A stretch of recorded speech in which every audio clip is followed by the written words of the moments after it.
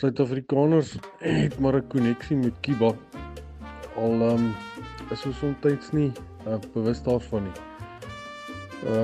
Ons mans van 'n sekere ouderdom het natuurlik die grensoorlog koneksie. Dan is daar die alomteenwoordigende T-hemde met Che Guevara se gesig op. En baie keer weet ons nie eers wie is die vent wat so op almal se T-hemde pryk nie.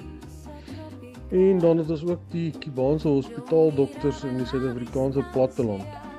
So op een of ander manier speel die Kubaanse koneksie maar 'n rol. En dit is eintlik fantasties lekker om die land te gaan besoek en te sien maar waaroor gaan al die boei. Kiba is eintlik so 'n bietjie vasgevang in sy eie geskiedenis en ook met waar hy geleë is in die wêreld.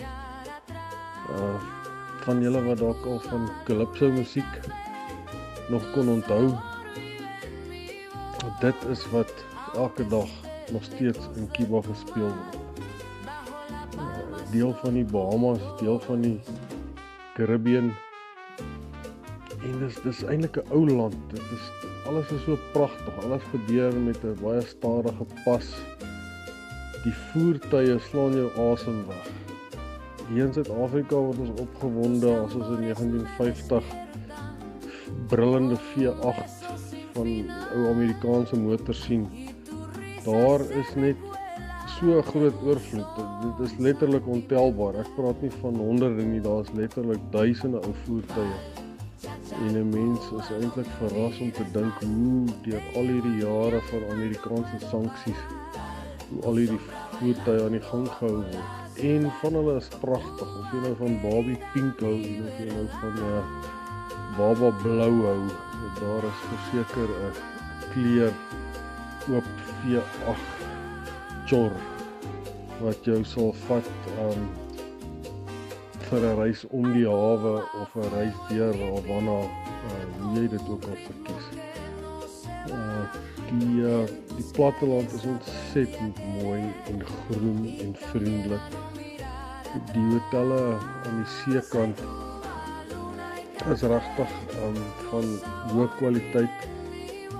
Die mense probeer ongelooflik hard om jou ervarings 'n goeie een te maak.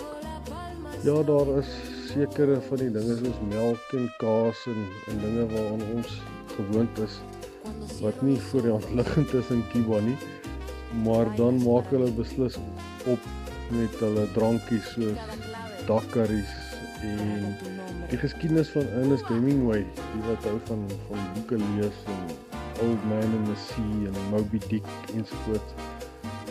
Hemingway se voetspore lê baie diep in Kiba getrap. En gee die mense 'n kans.